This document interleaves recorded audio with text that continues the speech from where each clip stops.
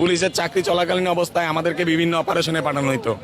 যেমন জামাতের কোনো নেতা তাকে মারবে, আজকে রাত্রে ক্রস ফায়ার দিবে, ওদেরকে কি করে পূর্বেই ধরেই না রেখা দেয়, হয়তো পুলিশ লাইনের ভিতরে আর নয়তো এসপি অফিসে। জামাতের যত নেতা আছে, বিএনপির যত নেতা আছে যাদেরকে ক্রস ফায়ার দেখানো হয়েছে, এদেরকে মারার সিস্টেম কি ছিল? আগে আইনা রাখতো, এরপরে অস্ত্র উদ্ধার করবে বললে লোকটারে নিয়ে যায় ওই পার্টি বিষয়, ওই র্যাব যে কিছু কিছু বক্তব্য দেয় না, প্রথমে সন্ত্রাসীরা আমাদেরকে গুলি করে, আমরা পাল্টা গুলি চালাই। সন্ত্রাসীরা এতটাই অদক্ষ, এরা ওনাদেরকে গুলি করলে লাগে না, আর ওনারা এতটাই দক্ষ, ওনাদের গুলি টার্গেটে লেগে যায়। চোখ বেঁধে পিছনে হ্যান্ডকাপ লাগে, তারপর মনে করেন কয় দৌড় দে, বাঁচতে চাইলে দৌড় দে, এরপরে গুলি করে। কিছু লোক থাকে সামনে, কিছু লোক পিছনে, কিছু লোক মিডিলে, সে কোনো দিকে যাওয়ার কোনো সুযোগ নাই, হ্যান্ডকাপ লাগানো। গুলি করে মাইরা দেখায় যে ওই কি তারা মানে ডাকাতি করবে বা সন্ত্রাসী কর্মকাণ্ড করবে, এই উদ্দেশ্যে তারা বসছিল। এগুলো নাটক। মোমবাতি কিনে আনে, তাস কিনে আনে, সিগারেট বিড়ি খাইয়া ফালায় ওরা নিজেরা, নাটক তৈরি করে একই কথা বারবার মিডিয়াতে বলে। এইগুলোর বিরুদ্ধে যখন কথা বলি, স্যার একজন নিরীহ মানুষকে কেন মারবেন, তো তারা ইস্যু খুঁজে।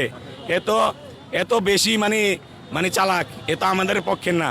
এত মনে হয় দেখা যাচ্ছে যে জামাত বিএনপি পক্ষের লোক।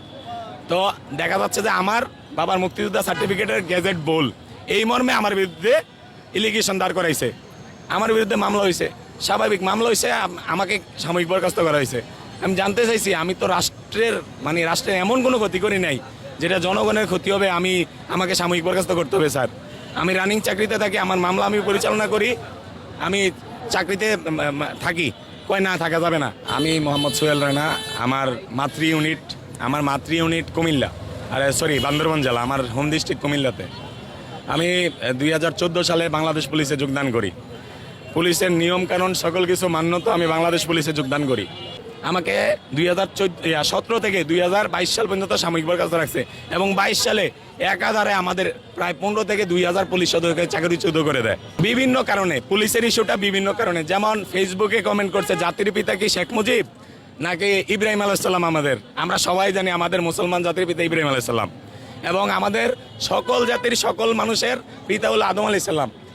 এটা আওয়ামী লীগ যারা করে আমাদের, এরা এটা মানে না।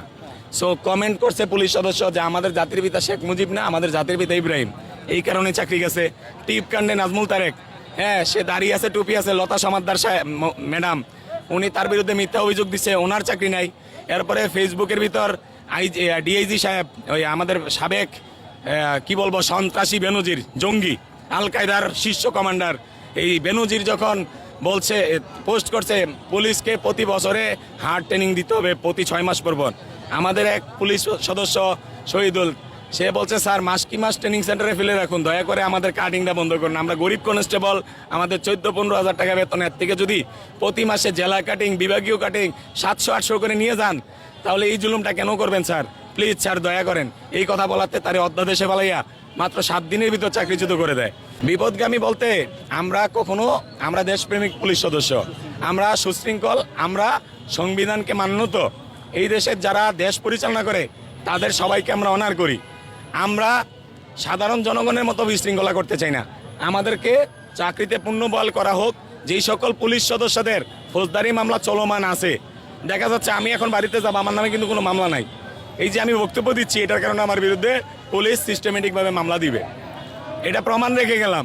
মহামান্য হাইকোর্ট, ওনারা জানেন যে আমি যদি আমার বিভাগীয় মামলা, ওনাদের যে ফর্মালিটি আইন, সেটা মেনটেন করতে যাই 15 বছর সময় লাগবে মামলা শেষ করতে। এখন আমার বয়স চলে মনে করেন 30, 15 বছর পরে 45 হবে, আমার জীবনে কি বাকি থাকে? আর আমাদেরকে ওনারা বলতেছে, আশ্বস্ত করতেছে যে তোমরা করো, কোর্টের থেকে মামলা শেষ করে আসো।